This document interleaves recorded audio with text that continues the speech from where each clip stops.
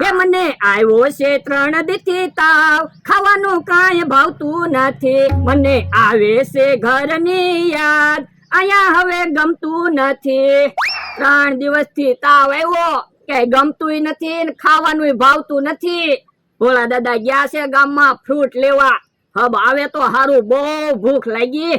લે ફ્રૂટ તો ભાવશે ને? હા ફ્રૂટ તો ભાવશે, શાક રોટલા ને એવું નથી ભાવતું. બાપા તને તો ગમે ત્યારે તાવ આવે એટલે હારું હારું જ ખાવાનું ભાવે.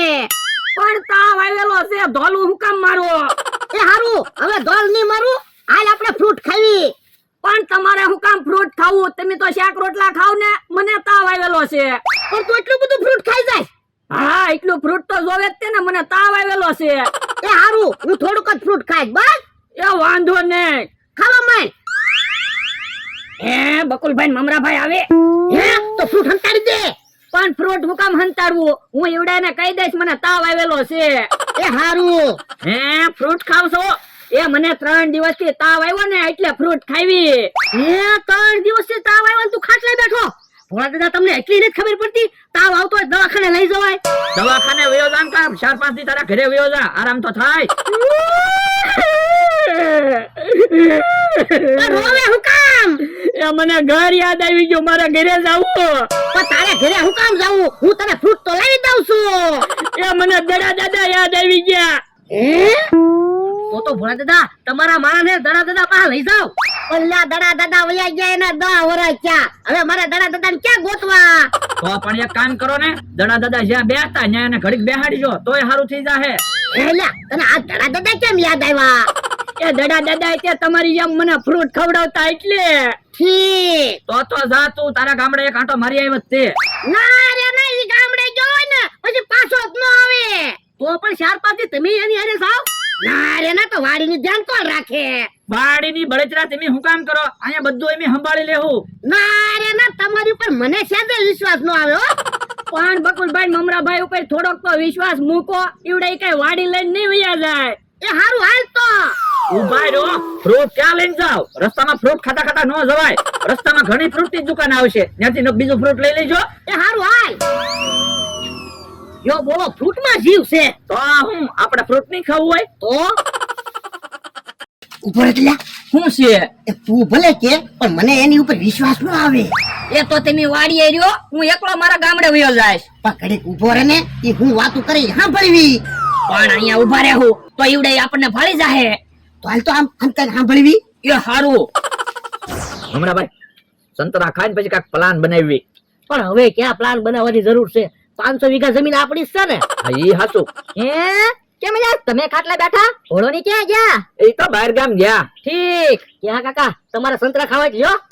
હજી મારે ચા પીવાની બાકી છે. સંતરા ખાશ તો ખાટા લાગશે. તો પણ જાઓ ચા બનાવો. ઓયડીમાં ચા મોરસ ને દૂધ ની બહેણી છે તે જાવ. એ હારું. ચા પીવી તો ચા બનાવો ને રોટલા શાક ખાવા હોય તો રોટલા શાક બનાવો. અઠવાડિયું તમારે છે ને અહીંયા રસોઈ બનાવો આવવાનું, આપણે બધા હારે ખાવું. હે બહેણીમાં તો દૂધ નથી પણ ઘી છે. તો પણ ચા નથી બનાવી, શેરો બનાવો. તો લાવો પૈસા, રવો લઈ આવું, શેરો બનાવીને ખાવી. જો બોલો અમારી પાસે પૈસા નથી, તો પૈસા વગર તો રવો કેમ આવે? તો પણ ઉભા રહ્યો ને, પૈસા આવે એવું કાક વિચારવી. ઈવડા તો શેરો બનાવવાની વાત કરે. હાલતો હમણાં ઘીની બને ખાલી કરશે.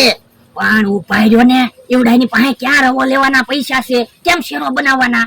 એ હાસુ તો એટલે તો કહું છું, હાલો મારા ગામડે ભાગવી. પણ ઘડીક ખમને ઈવડા હું વાતું કરે સાંભળવી. એ હારું. મને એક વિચાર આવ્યો. હું આમ ટ્રેક્ટર પડ્યું. હા ઈ હાસુ તો હાલો ટ્રેક્ટર વેચી દેવી. પણ તાત્કાલિક કોને ટ્રેક્ટર વેચવું? એ ગામમાં જાવી, બધાને પૂછવી ટ્રેક્ટર લેવું છે. પણ બકુલભાઈ ગામમાં ટ્રેક્ટર વેચ્યું ને તો ભોળા ટ્રેક્ટર ઓળખી જાય. તો હાલો ને બહાર ગામ ટ્રેક્ટર વેચી આવી. ઈ હાચું, તમે ભોળા દાદાને કહી દીજો ને. ના રે ના, હું થોડો ભોળાને કેતો છું, હું તો તમારી હારે છું. તો વાંધો નહીં. મમરાભાઈ મોબાઈલમાં જાહેરાત મૂકો, તાત્કાલિક ટ્રેક્ટર વેચવાનું છે સસ્તામાં, જેને ટ્રેક્ટર લેવું હોય જલ્દી આવે. એ હારું. ઈ તો ટ્રેક્ટર વેચવાની વાત કરે. એ તમારું હાસું હારું છું, મારા ગામડે નો ગયા નકર ઈવડે તો બહાર ગામ કોકને ટ્રેક્ટર વેચી દે. હાલતો નકર બહાર ગામ કોકને ટ્રેક્ટર વેચી દે. ઉભાઈ રહ્યો, એમ ત્યાં નથી જાવું, નકર ઈવડે એને ખબર પડી જાહે આપણે અહીંયા હંતાઈને બેઠા. ઈ તો કેમ જાવું?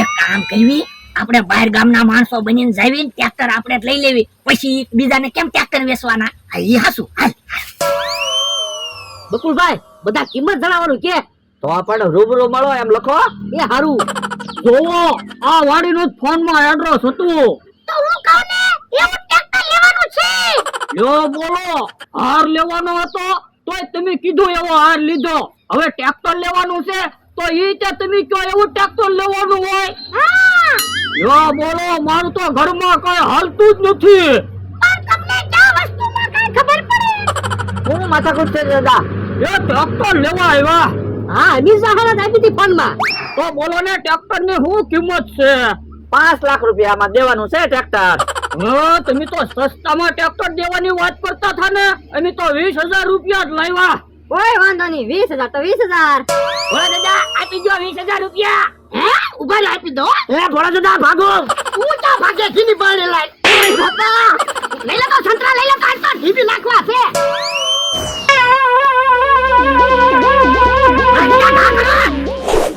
ઓય બાપા હે મને ઘા કોને માર્યો બરે શું છે મને હું કામ ઘા માર્યો એ મેં કઈ તને જાણીને ઘા નથી માર્યો બકુડાને એને ઘા મારતો તો જોઈને ઘા કરાય ને મને કેવો ઘા વાગ્યો એ મારી ભૂલ થઈ ગઈ બસ તારે સંતરું ખાવું જ ખાઈ જા એ હું કઈ ભૂખ ના તો પણ એક બાજુ રેવાય ને તો ઘા નો વાગે યો બોલો મારી વાડીમાં મારે એક બાજુ રહેવાનું આપણે વાતું નથી કરી ઓલા ક્યાં ઘા વાઈ જા હાલ એ હું માર્યો ભાગો છે મને ઘા માર્યો ને હું ઘા મારવાનો એ એમ ક્યાંથી ભોળા દાદાને ઘા મારે તો તને ઘા મારું એ ભોળા દાદાને ઘા માર મને તો તાવ આવેલો છે મને ક્યાંથી ઘા મારે ઓય બાપા આખુમાં હું નાખ્યું ઉભા રહો તો તમે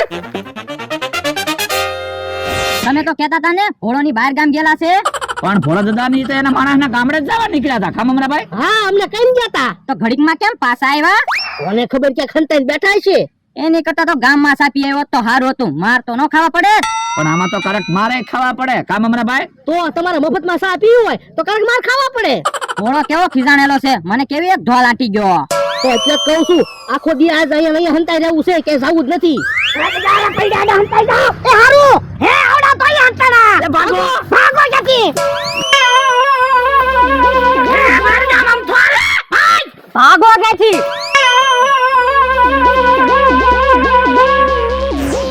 અહીંયા હંતાઈ જાવ એ હારું હે ભોળો ની શું કામ હંતા હતા કોને ખબર હે આ કોક આવતું લાગે બોલતા નહીં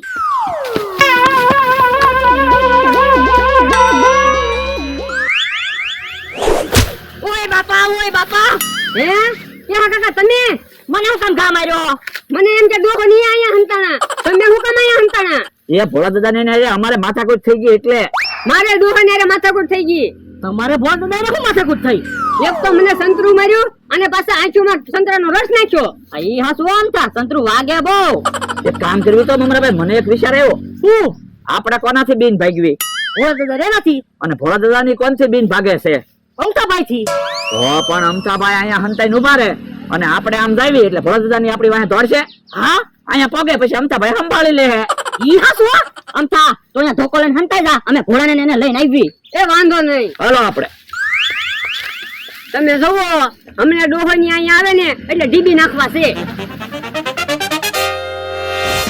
લ્યો બોલો આજ તો કેવું થયું આપણે બકુડાને મમરાભાઈ ને ઢીબમાં ગોતવી તો આપણે થંતાવું પડ્યું તો પણ તમે અમથાની આંખમાં સંતરાનો રસ નો નાખ્યો હોત તો અમથો મને ઢીબી નો નાખે તો પણ આમ હંતાઈને કેટલીક વાર ફરશું એ આમ તો ભૂલી જાય ને ત્યાં સુધી પણ ક્યાં તો મમરાભાઈ બકુલભાઈ ક્યાંક ભાગી જાહે હે કોક આવતું લાગે બોલતો નહીં તો અમથો દેશે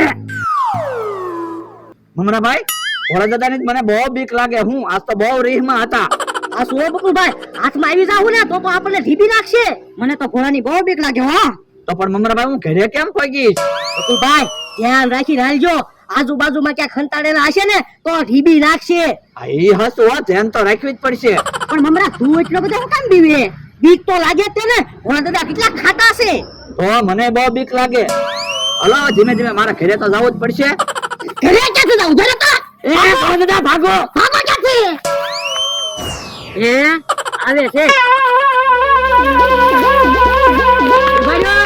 ભાગતા ને નકર ડીબી નાખી હે તું આયો કામ હંતાઈને ઊભો તો તમને ડીબા એ આપણે બાદલ નથી કરવી આપણે સમાધાન કરી નાખવી મારે સમાધાન નથી કરવું ઉભા રહ્યો અમતાભાઈ તમને ભોળા દાદાએ એક સંતરું માર્યું ને, તમે ભોળા દાદાને એક સંતરું મારો એટલે સમાધાન થઈ જાય. તો મને ક્યાં વાંધો છે? ભોળા દાદા અહીંયા અમતાભાઈને સંતરું આપો. ઓય બાપા, ઓય બાપા, ઓય બાપા. જો બોલો, પાછા સંતરાનો રસ આંખમાં નાખીને વી ગયા.